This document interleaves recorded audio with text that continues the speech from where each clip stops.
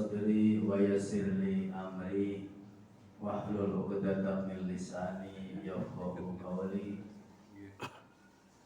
Qala Allah Ta'ala fil Qur'anil Karim, ya ayyuhalladzina amanu kutiba alaikumus syiyamu kama kutiba alal ladzina min qablikum la'allakum tattaqun.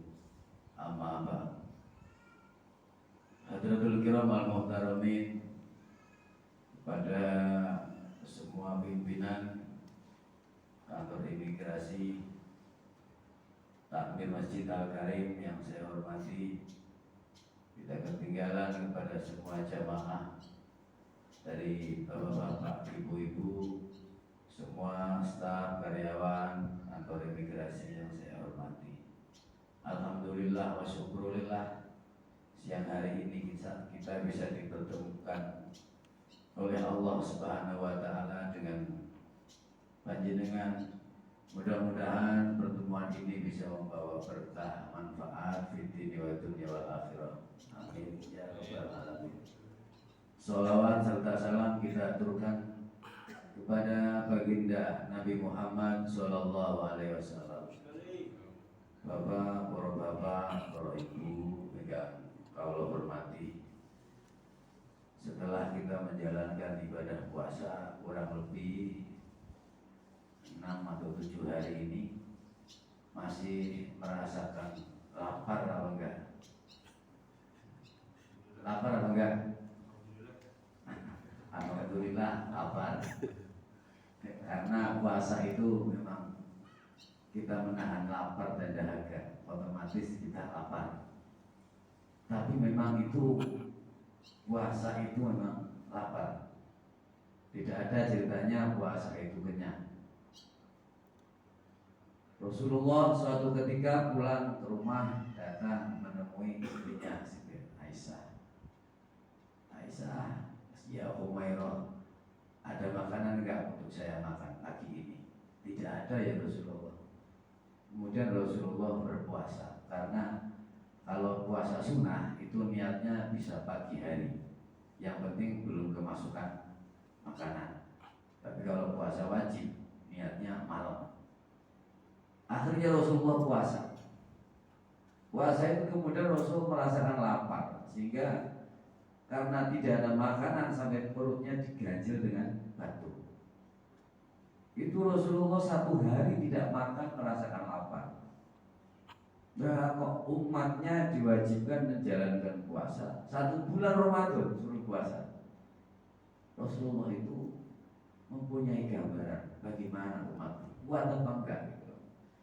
Apalagi yang di daerah banyak itu kuat apa enggak. Kemudian dari itulah kemudian timbul satu hadis yang sifatnya itu promosi. Insya Allah panjenengan menghafal semua hadisnya. Man fariha biduhuli Ramadana haramallahu jasadahu ala nira. Barang siapa yang bahagia, barang siapa yang senang, barang siapa yang bergembira biduhuli Ramadana, dengan kehadiran bulan Ramadan, orang yang bahagia, orang yang senang, orang yang gembira dengan datangnya bulan Ramadan, haramallahu jasadahu ala nira, jasadnya diharamkan masuk neraka. Ini sudah promosi yang luar biasa, hadirin hadirat. Karena jasad kita diharamkan terkena neraka, berarti masuk surga, dan surga itulah harapan satu-satunya kita. Kalau sudah tidak lagi berada di alam dunia, kita masuk ke alam akhirat, hanya satu tujuan kita, pengen mendapatkan surga. Hanya karena kita senang dengan kehadiran bulan Ramadan, hanya karena kita itu bergembira dengan datangnya bulan Ramadan, kita itu kemudian mendapatkan jaminan haramallahu jasadahu ala nira, jasadnya diharamkan terkena neraka. Maka pada siang hari ini, sebelum panjang lebar kita membahas tentang puasa, mungkin yang membahas masalah puasa biar orang lain saja. Maka saya ingin bertanya kepada panjenengan semua, Meskipun saya lihat panjenengan masih seger-seger karena mungkin kantornya ada AC-nya ya. Tapi saya pengen tanya, kehadiran bulan puasa ini yang mengharuskan kita berlapar-lapar, berdahaga, menahan lapar dan dahaga dari mulai subuh sampai maghrib. Dengan keadaan demikian panjenengan senang atau susah? Senang ya. Pak Yai Karni senang apa susah Pak Yai? Kadang susah. Karena begini, saya jelaskan. Mudah-mudahan panjenengan senangnya dari hati ya. Karena begini, di bulan puasa saya sering bertanya kepada para jamaah, terutama orang-orang desa, Bu, panjenengan kedatangan puasa ini senang atau susah? Senang rata-rata. Terus saya jelaskan, nanti kalau bulan puasa, besok panjenengan jualan makanan. Ada yang jualan makanan? Ada. Itu kalau siang jualan makanannya kurang begitu laku. Karena apa? Karena banyak orang puasa. Jualan minuman sama, minumannya gak begitu laku karena banyak orang puasa. Yang jualan pentol keliling satu desa Pak, pentolnya kembali utuh, pentolnya gak boleh utuh. Gak laku. Anak kecil aja mau beli sungkan, malu karena apa? Karena takut nanti dibully sama temannya lagi. Wah gak poso, padahal sama-sama gak poso, tapi malu Pak. Ada orang tua mbah-mbah nggak puasa, tapi mau beli, nyuruh orang lain, malu. Jadi banyak sekali keunikan yang akhirnya turun. Akhirnya orang-orang ini ngancam, orang-orang penjual-penjual ini, saya mau jual nanti kalau menjelang maghrib buat buka puasa. Ternyata begitu jualannya menjelang maghrib, orang-orang yang tadinya tidak jualan, ikut jualan Pak. Persaingan tambah banyak. Apalagi hujan kan panas kan hanya ini 2 hari aja. Kemarin hujan terus. Akhirnya apa? Modal 50.000 kembali bawa uang 20.000. Berarti apa rugi? Untung apa rugi? Rugi. Sudah nggak punya uang, jualan rugi, lapar. Gitu. Senang apa susah Bu? Diem. Kalau pertama senang. Diem. Karena apa? Merasakan. Di bulan Ramadan ini kebutuhan kita meningkat. Apalagi nanti setengah bulan yang akan datang, kurang seminggu lagi, nanti anak kita minta baju. Bapak yang masih butuh sarung itu masih bisa ditolak karena kita mendahulukan ibu ternyata butuh kalung untuk lebaran. Bayangkan kebutuhan telah meningkat. Sementara pemasukan berkurang. Kalau jenengan yang karyawan PT Integrasi mungkin ada bayaran THR lah. Ada gaji ke-13 saya nggak tahu. Tapi orang-orang di bawah. Dengan seperti itu, kemudian saya tanya lagi, Bu, jenengan senang apa susah puasa ini? Ada yang senang, ada yang susah. Maka mari kita pada siang hari ini kita membahas tentang masalah manfaat dari kalimat faria yang berarti senang, yang berarti bahagia. Kita belum pembahasan masalah puasa. Senang, bahagia, bergembira itu yang disabdakan oleh Rasulullah. Karena apa? Karena urusan senang, urusan bahagia, urusan gembira itu masuk dalam ranah hati, urusan hati. Kalau bahasa Jawa orang mengatakan senang tresno napa niku urusan rasa. Yang bisa merasakan itu hati nurani. Kita merasa senang, bahagia, susah itu urusan hati, Pak. Maka bayangkan panjenengan mempunyai seorang yang kita senangi, seorang yang kita cintai, datang, Pak. Datang di hadapan kita. Itu perasaan lapar, tidak punya uang, susah, hilang semua, Pak. Selesai. Karena orang yang kita senangi, orang yang kita cintai datang. Bahkan ada nyanyiannya itu. Apa nyanyiannya itu? Lupa saya. Pertama berukoe semu laleke sekabehane. Nek SMS tok lali, Pak. Lupa semua karena yang datang adalah orang yang kita sayangi, orang yang kita senangi, orang yang kita cintai. Sama dengan Ramadan ini. Kalau panjenengan yang selama 1 minggu ini puasa, lapar, dahaga, saya tanya lagi, jenengan senang apa susah? Ayo, senang apa susah? Kita usahakan senang, Pak. Mas, meskipun hati kita belum 100% senang, hanya mulut kita yang berkata, karena senang itu tidak hanya butuh ucapan, tapi juga bukti nyata. Contoh, waktu kita menyenangi sama perempuan, sama lawan jenis, setiap hari kita ngomong, Dek, saya senang kamu, Dek, saya cinta kamu.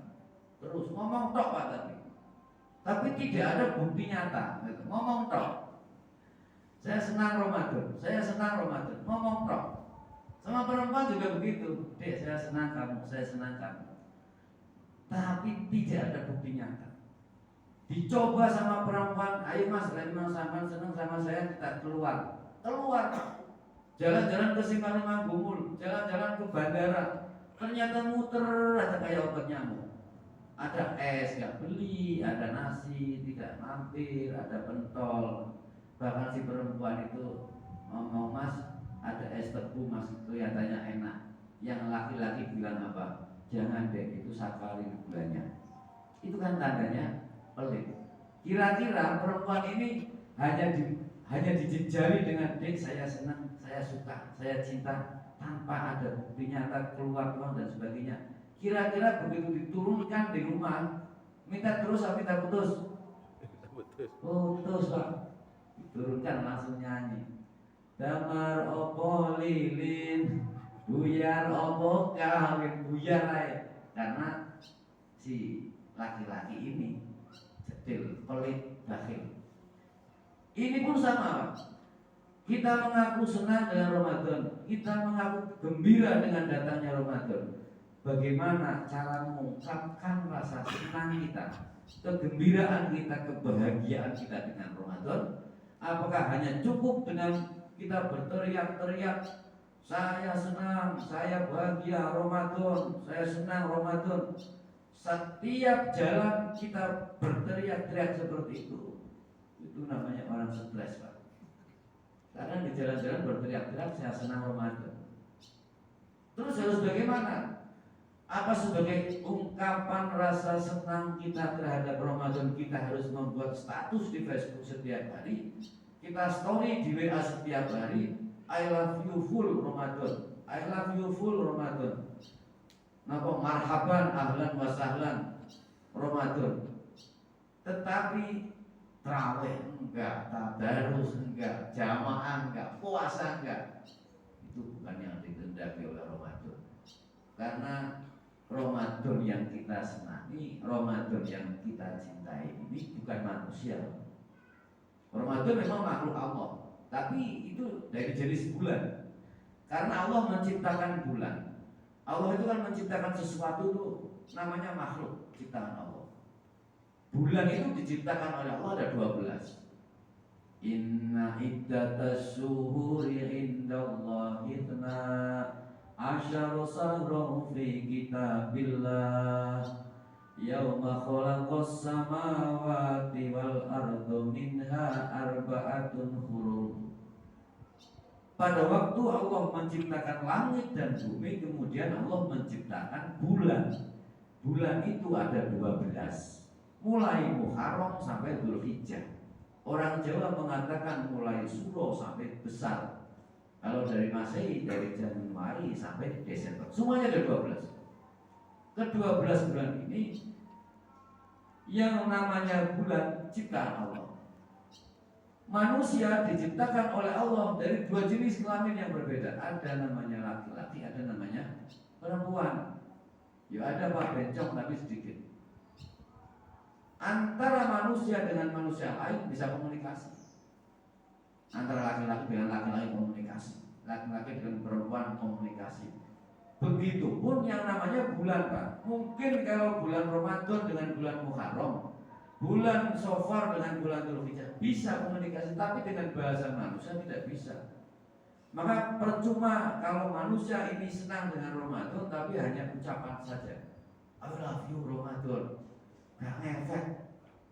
Jadi bagaimana mengungkapkan rasa senang dengan kehadiran bulan Ramadan? Hanya ada satu jawabannya. Kalau kita memang senang dengan kehadiran bulan Ramadan, tidak perlu kita membeli mercon yang besar.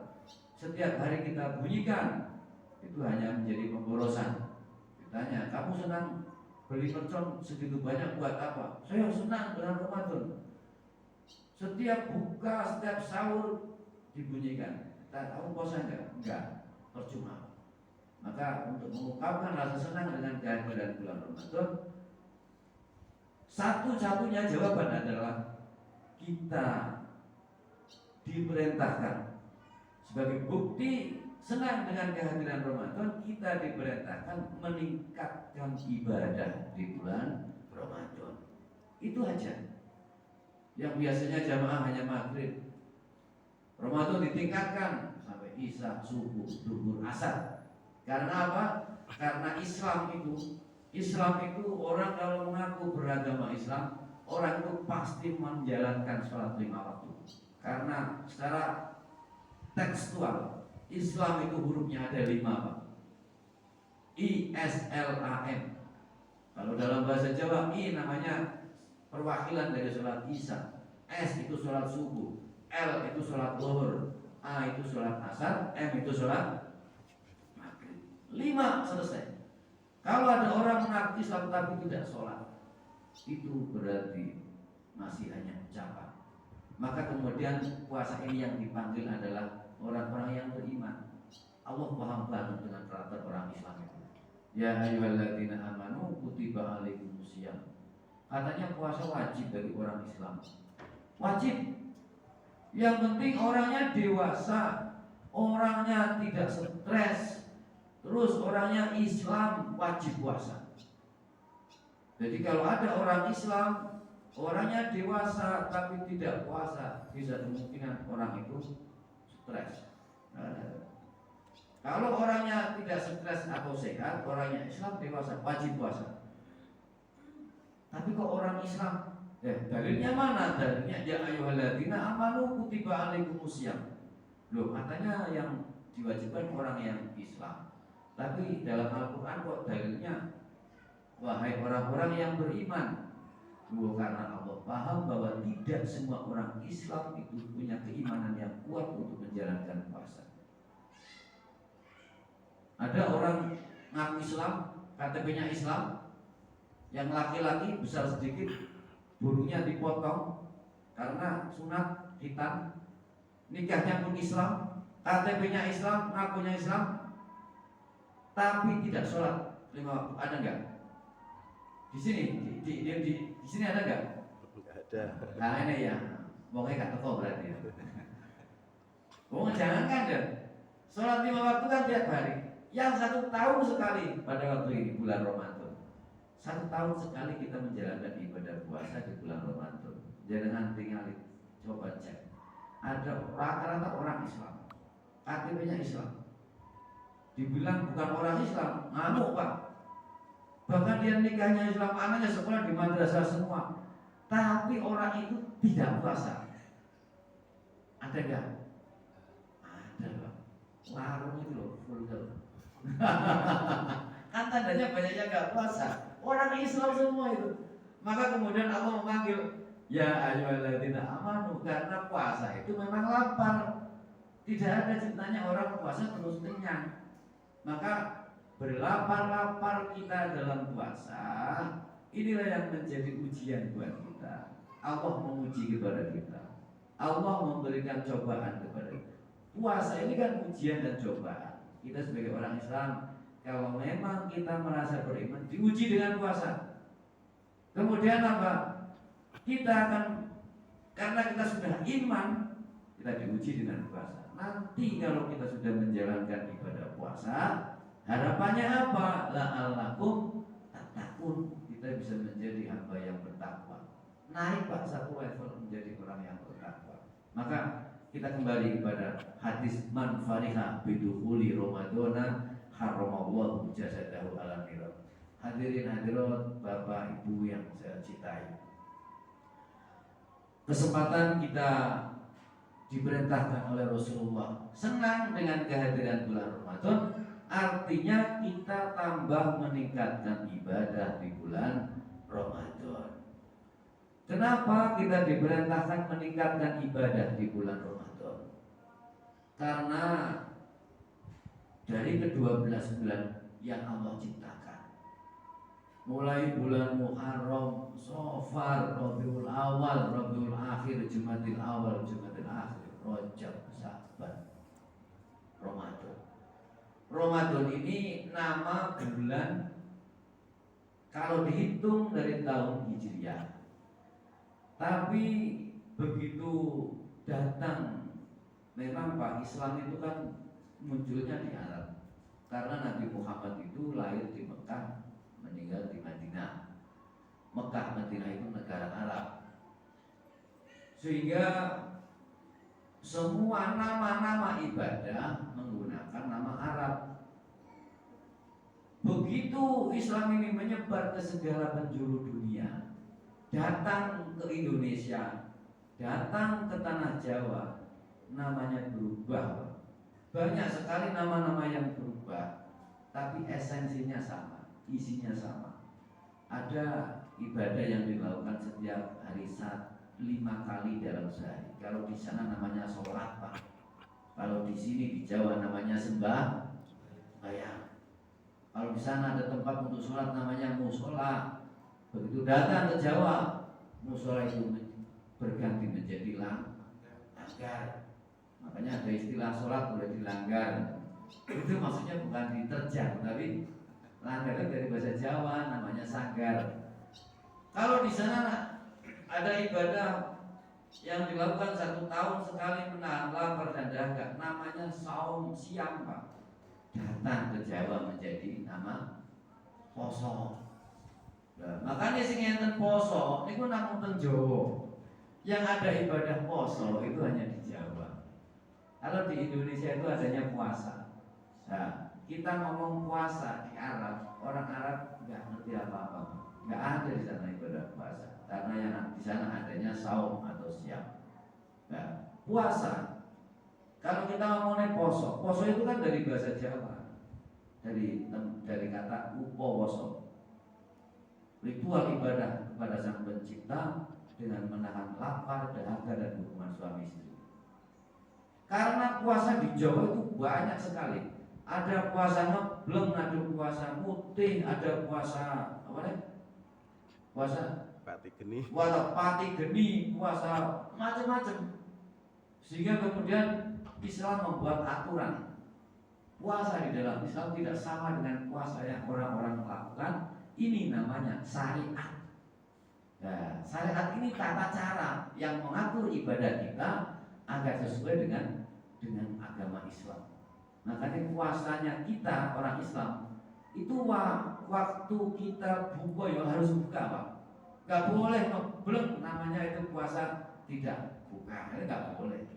Orang senggaya, aku meliti ya toh. Oh, maghrib gak buka, wah malah semaput itu. Harus buka karena ini bahkan disunahkan untuk mempercepat berbuka puasa. Ya. Puasa ini terjadi di bulan Ramadan. Ramadan itu orang Jawa menyebut Ramadan itu sulit, Pak. Jadi kan disuruh nulis Ramadan, kira-kira banyak yang salah. Yang benar itu Ramadan, apa Ramadan? Ayo. Atau pakai Ramadan atau Ramadan. Susah nih. Maka kemudian ini pesan moral dari Mbak ya Radio sing Agung Islam Tanah Jawa. Timbangan angel-angel nyebut Ramadan ya. Karuan. Pokoknya sasi Ramadan sing penting sampean kudu eling harus poso. Maka kemudian Ramadan namanya sama orang Jawa diganti dengan sasi poso. Banyak sekali Pak perubahan. Kita kenal namanya bulan Rabiul Awal. Bulan Rabiul Awal itu orang Arab, orang kalender Hijriah Rabiul Awal, tapi datang ke tanah Jawa namanya berganti menjadi bulan Mulut. Kenapa Rabiul Awal diganti Mulut? Ini pesan, karena di bulan Rabiul Awal banyak makanan yang masuk ke dalam mulut. Dua-dua mulutan ya. Mulutan bahkan namanya Pak Kiai kami 1 bulan utuh 40 hari mulutan terus. Sempat Pak itu 1 bulan itu nggak masak Pak. Mereka setiap hari ada dapat berkah. Mulutan. Ini bulan Ramadan. Maka orang lidah Arab dengan lidah Jawa itu menyebut itu sulit Pak. Sulit. Orang Jawa dulu kalau ngimami ya